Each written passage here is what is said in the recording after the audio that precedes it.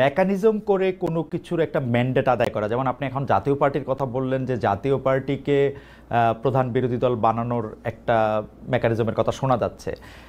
আমরা কিন্তু বিভিন্নভাবে শুনতে পাচ্ছি যে সরকারের ভিতরে আরেকটা সরকার আছে।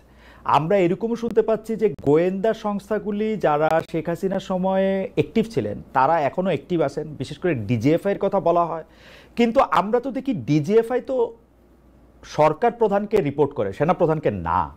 মানে ডক্টর মোহাম্মদ ইউনূসের আন্ডারে ডিজিএফআই। তাহলে এই ব্যাপারটা আসলে কেমন? মানে যদি কেউ মেকানিজমটা করে থাকেন, এটা কি আপনারা সরকার থেকে করছেন নাকি সামরিক বাহিনী বা অন্য কোনো একটা সরকার যাদের আমরা চিনি না তারা করতেছেন? আপনি কি এইটা একটু খালেদ ভাই, অন পেপার তো অনেক কিছুই থাকে, কিন্তু বাস্তব প্রয়োগের ক্ষেত্রে সেটার বাস্তবায়ন বা সেটার প্রক্রিয়াটা অনেক সময় অনেক ভিন্ন রকম হয়ে যায়।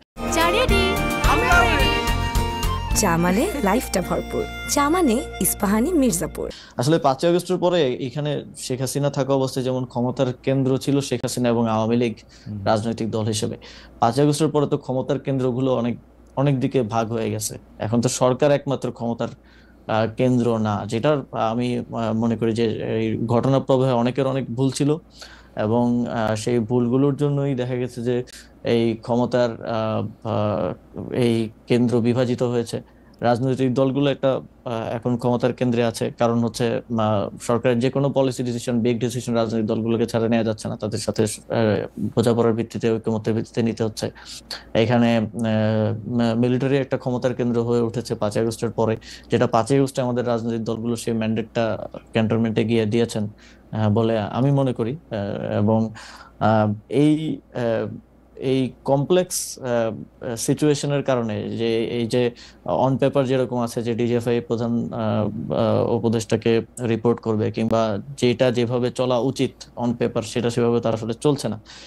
তো এই সবকিছু মিলে সরকারের ভিতরে, একটা সরকার না, সরকারের ভিতরে এটা সব সরকারের ভিতরেই থাকে, নানা ধরনের মানুষ থাকে। একটা পলিটিক্যাল গভর্নমেন্ট আসলেও তো আমরা বলি যে এখানে ভারতপন্থীরা আছে, এখানে পাকিস্তানপন্থীরা আছে, এখানে অমুক হচ্ছে আমেরিকাপন্থী। তো এই সরকারটা তো আসলে কোনো ইউনিফাইড জিনিস না, এটা তো এক জায়গা থেকে আসে নাই। এই সরকারের যদি 20 জন লোক থেকে 20 জন লোক 20টা জায়গা থেকে আসছে, তো সেই জায়গা থেকে ক্ষমতার কেন্দ্রটা আসলে এক জায়গায় নাই, সেটা বিভিন্ন ইয়া থেকে মোবিলাইজ হয়। তো অন পেপার যেটা যেভাবে আছে সেটা সেভাবে চলা একটু মুশকিল এই সময়ে।